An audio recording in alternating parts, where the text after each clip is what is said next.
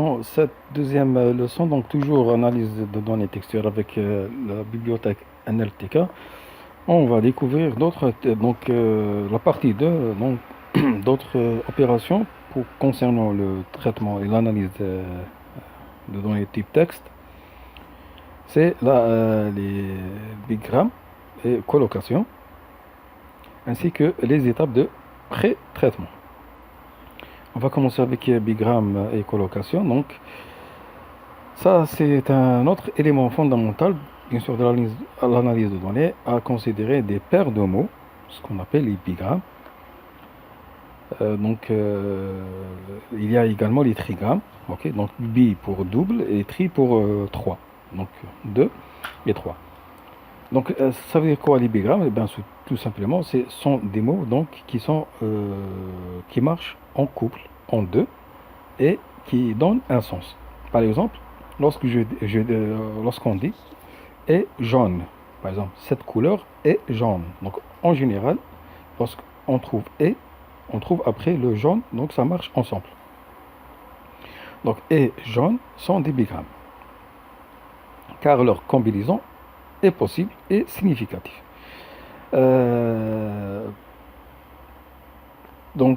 Et jaune peut être trouvé dans les données textuelles. Il y a également certains d'autres types de bigrammes qui sont courants. Par exemple, lorsqu'on dit pas fast food, pay attention en anglais, good morning. Donc toujours, ça marche ensemble. Donc ça a un sens. Donc ces bigrammes sont appelés colocations. Ces bigrammes qu'on trouve couramment. Donc l'analyse textuelle peut également impliquer la recherche de bigrammes dans le texte étudié. Voilà. On aimerait bien extraire ces bigrammes. Donc pour les trouver, on utilise la fonction bigramme, disponible avec la bibliothèque NLTK. Donc pour exclure les mots vides qu'on a déjà parlé la leçon précédente et la ponctuation des bigrammes, donc on doit utiliser l'ensemble de mots déjà filtrés qu'on a déjà utilisé. Donc Macbeth filtered. Donc Macbeth filtered, il contient que des mots. Donc il ne contient pas les mots vides, il ne contient pas les ponctuations. Donc on va utiliser la fonction bigramme de NLTK sur le corpus qui ne contient ni mots vides ni ponctuation. Bien sûr, on va créer une variable, par exemple pour bgrms pour bigramme égale, on va chercher la fréquence de distribution des bigrammes. Donc on va utiliser la fonction nltk.bigramme sur le corpus filtré. Donc cette partie, elle nous donne une liste des bigrammes. Ensuite, avec la fonction fréquence dist, on va afficher leur fréquence, donc le nombre de répétitions de ces bigrammes. Ensuite, on va afficher les 15 premiers bigrammes. Donc voilà, donc le plus fréquent, c'est inter Macbeth. Donc ça vient ensemble, ok. Donc vous voyez, ce sont des tuples contenus dans une liste.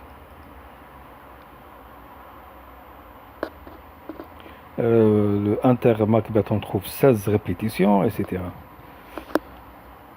Alors, il y a également le trigramme, donc on va utiliser trigramme. Donc trigramme, ça veut dire 3 mots ensemble. Bon, je vais créer seulement un fichier. Donc cette variable, la variable Macbeth filtred 2, je vais la sauvegarder dans un fichier sur le disque dur. Donc bien sûr, je vais créer un fichier, je vais ouvrir un fichier pour écriture en tant que F. Ensuite, F pour write, il va écrire la variable qui contient ni mot vide ni ponctuation, c'est-à-dire Macbeth filtred 2. Ensuite, je vais utiliser bien sûr la fonction trigramme et je vais afficher la fréquence de distribution des trigrammes. Je vais afficher les 10 premiers. Donc voici les 10 premiers. Donc knock knock knock. Donc ça se répète 6 fois. Très bien. Alors maintenant, on va passer à une autre étape, l'étape de pré-traitement. Donc, l'une des phases les plus importantes et fondamentales de l'analyse de texte, donc après avoir collecté le texte et analysé auprès des diverses sources, donc on va s'intéresser au nettoyage. Donc, il est nécessaire de le nettoyer et transformer, puis de le préparer spécifiquement pour qu'il soit exploitable. Cette section aborde quelques-unes des opérations de pré-traitement les plus courantes. Donc, par exemple, la conversion en minuscules, ça c'est une opération la plus fréquente et la plus courante. Donc, non seulement lors de la phase de pré-traitement, mais aussi lors des phases suivantes de l'analyse. Donc, la plupart des techniques d'analyse syntaxique exigent que les mots soient en minuscules, de sorte que, par exemple, mot et un majuscule de mot soient considérés comme un seul et même mot. Donc, on doit les convertir en minuscules. Donc, en Python, ça ne nécessite pas l'utilisation de la bibliothèque NLTK. Donc, la fonction lower de Python, déjà, elle permet de convertir le texte en minuscules. Donc, on va prendre par exemple un texte, une variable qui contient une chaîne de caractères. Qu'est-ce qu'on va faire? On va créer une autre variable qui est l'équivalent, donc, c'est cette chaîne de caractères, mais en minuscules. On va l'afficher. Et voilà le résultat, donc c'est en minuscules. Donc le T, le D et le S sont en minuscules. Voilà. Là, maintenant, on va parler de la tokenisation. Le token, ça c'est un élément très important pour le traitement de langage naturel. Voilà, traitement de langage naturel. Donc la tokenisation de mots, ou word tokenization en anglais, est une autre opération très courante en traitement automatique du langage naturel ou le NLP, bien sûr, Natural Language Processing. La tokenisation de mots est le processus qui consiste à diviser un texte en unités plus petites appelées tokens. Donc les tokens peuvent être des mots ou des phrases, qui sont le plus souvent des mots. Donc c'est une étape fondamentale du pré-traitement en traitement du langage naturel NLP. Un texte est constitué de mots séparés par des espaces, donc par conséquent, la conversion d'un texte en une liste de mots est fondamentale pour pouvoir traiter le texte par des moyens informatiques. La bibliothèque NLTK nous fournit la fonction Word Tokenize, mais on doit d'abord télécharger la ressource Punct pour ponctuation, donc depuis NLTK, donc elle est nécessaire pour séparer les mots, savoir où on va diviser donc le texte. Donc on doit télécharger ce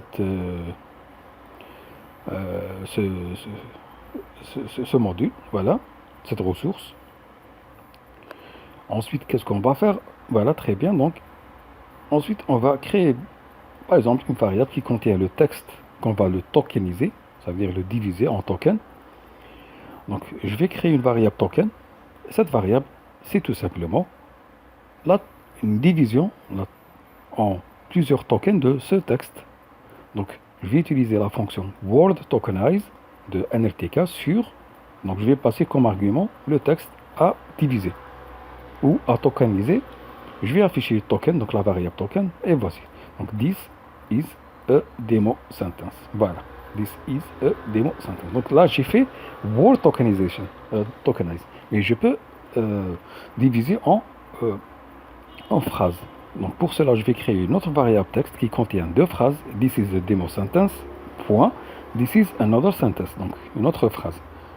Donc je vais utiliser la fonction sentence, donc sent tokenize de NLTK sur le texte. Je vais mettre tout ça dans la variable token et je vais l'afficher. Donc vous remarquez que j'ai deux entrées, et chaque entrée c'est une phrase.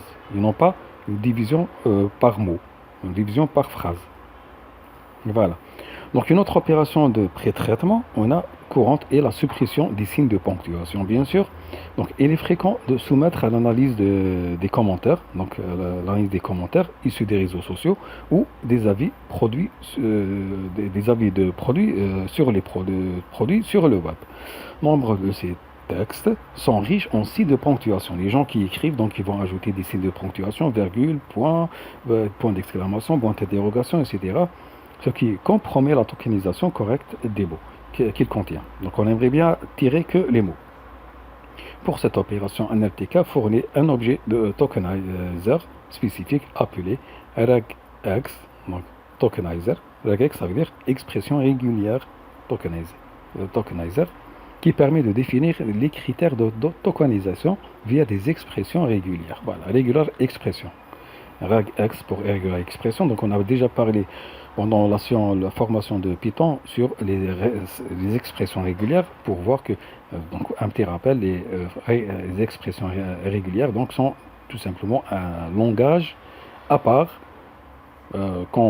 et puissant qu'on va utiliser avec Python ou avec ce genre d'analyse de données pour bien sûr appliquer des filtres. On va prendre un exemple. On va créer, bien sûr, on va avoir besoin d'importer ce module regex tokenizer depuis bien sûr la bibliothèque NLTK tokenize. Donc on va importer ce module qui va nous permettre d'utiliser les expressions régulières et les faire passer comme filtre pour la tokenisation. Donc je vais créer une variable qui contient bien sûr du texte et plein de ponctuations. Voilà. Donc voici les ponctuations. J'aimerais bien les supprimer, ces ponctuations, et ne garder que le texte. Donc pour cela, je vais créer une autre variable, reg donc expression, ok, reg xpt égale quoi? Égale bien sûr le module qui va nous permettre d'utiliser des expressions régulières, mais pour la tokenisation. Donc cette variable, c'est bien sûr une expression régulière pour la tokenisation, et elle va faire quoi? Elle va tout simplement, bien sûr le R, ça veut dire que vous allez considérer ça non pas comme une chaîne de caractères, mais comme une expression régulière. Voilà. Donc je vais prendre que les lettres de A, lettres minuscules de A à Z, et je vais prendre les lettres majuscules de A à Z, et je vais prendre les chiffres. Voilà, c'est tout. Donc, à part ça, vous allez supprimer tout le reste. Le reste, c'est quoi? Donc, ce sont les ponctuations. Donc, ne prenez que les lettres minuscules, majuscules et les chiffres. Ensuite, qu'est-ce que je vais faire? Je vais créer une variable tokens, ça veut dire qui contient ce texte sans les ponctuations. Pour cela, je vais utiliser tokenize, donc il va le diviser, et je vais passer le texte. Je vais passer le texte, mais n'oubliez pas, je ne vais pas utiliser un LTK. Je vais utiliser la variable qui est l'expression régulière. Donc, je vais prendre cette expression régulière, je vais lui appliquer une tokenisation sur le texte. Donc, il va appliquer ce filtre. Je vais l'afficher. Et voilà, this is a sentence full of punctuation marks. Donc, vous voyez que on a donc cette liste ne contient aucun signe de ponctuation. Bon, la suppression des mots vides également donc est plus complexe. Donc pourquoi? Tout simplement, les mots vides ne sont pas des caractères spécifiques pouvant être supprimés à l'aide d'expressions régulières. Voilà. Mais le véritable mot qui n'apporte aucune information au texte, c'est ça les mots vides. Donc ce ne sont pas des ponctuations, mais des mots.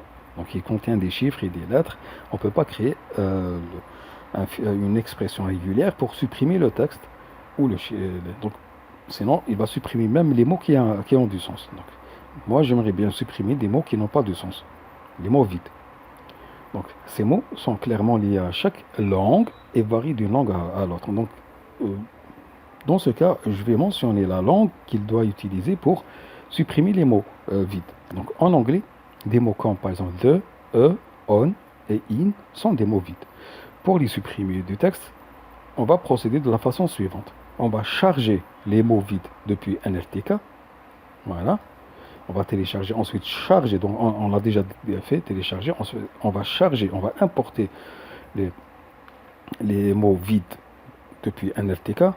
Ok, donc ça c'est un module qui concerne les mots vides. Ce module appartient à la bibliothèque NLTK.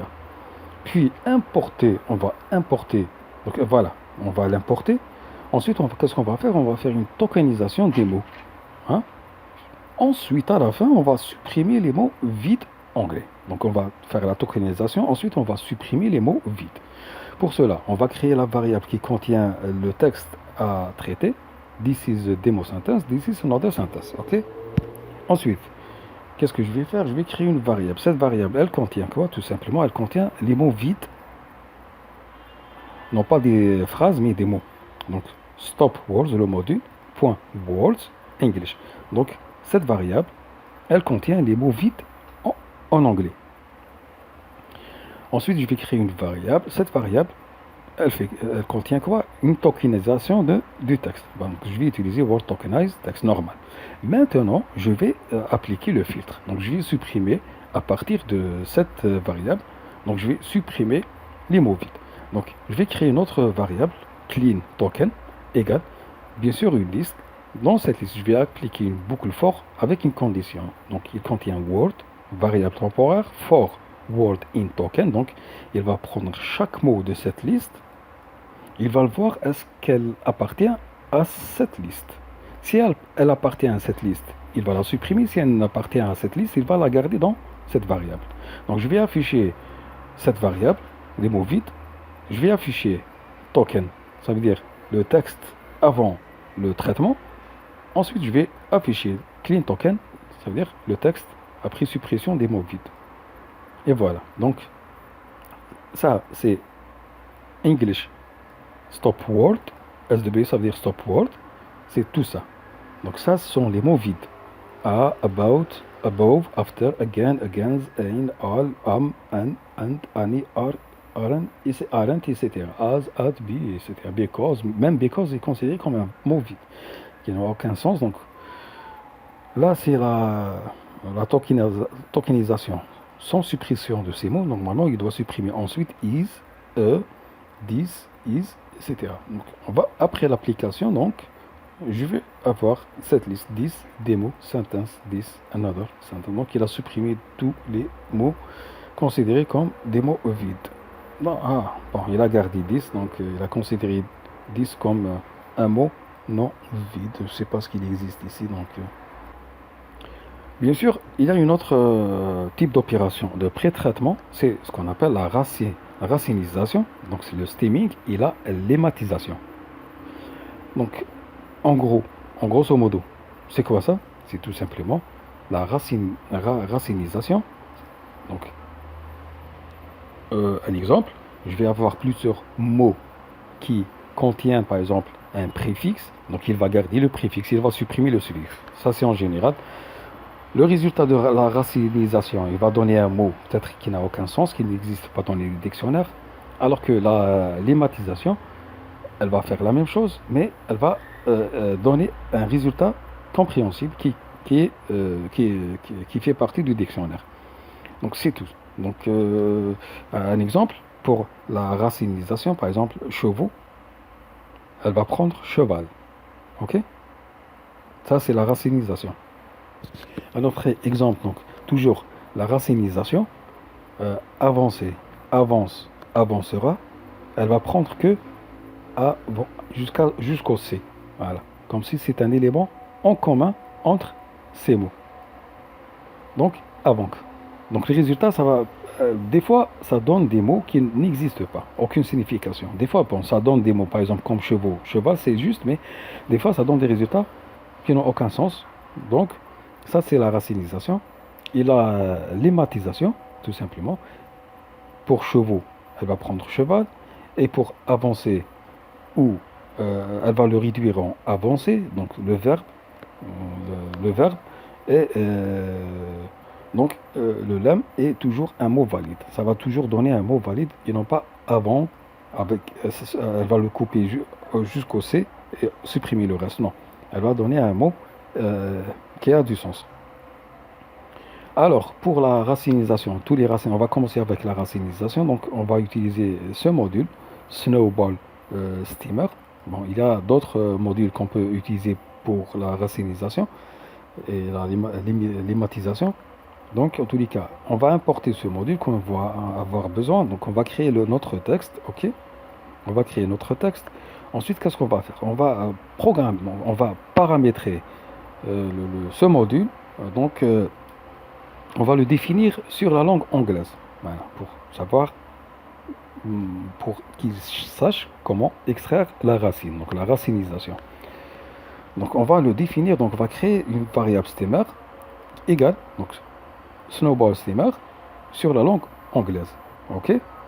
Ensuite, on va créer une variable tokens qui contient, bien sûr, ça c'est, on a déjà vu ça, une tokenisation de notre texte. Ça veut dire qu'il va contenir 10 opérations, operate for, de opérateur, curiosity, décisive, décision. Vous voyez qu'il y a des mots qui ont même préfixe, ok? Par exemple, opération, operate for opérateur. Donc,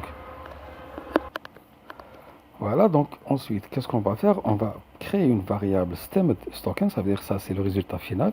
Ce stemmed tokens, il contient quoi? Bien sûr, il va contenir une boucle for. Il va prendre le stemmer, notre variable qui contient l'objet de racinisation. Il va appliquer la fonction stem sur notre word, donc euh, le, notre word. Voilà, bon, ça c'est une variable temporaire pour. Donc il va, il va, donc il va, ce word, il va l'extraire d'où? Donc il va donc ce word et se trouve dans tokens. Donc il va prendre chaque mot de la liste qui contient chaque mot de texte, donc après tokenisation, et il va l'appliquer il va lui appliquer la fonction stem de l'objet stemmer qu'on a déjà créé avec snowball stemmer. Donc pour chaque mot de token, il va appliquer la racinisation pour supprimer le reste. Donc prendre que le préfixe. Donc stemmer c'est quoi? C'est un objet, c'est l'objet qui sait, cet objet stemmer, il sait comment appliquer les règles de stemming. Et la fonction stem, c'est la méthode qui exécute l'algorithme de stemming sur le mot fourni qui est word. Et word, il va l'avoir depuis où? Depuis tokens. Voilà, grâce à for word in tokens. Donc ça, c'est l'objet, notre objet stemming. Ça, c'est le tokens. Voilà.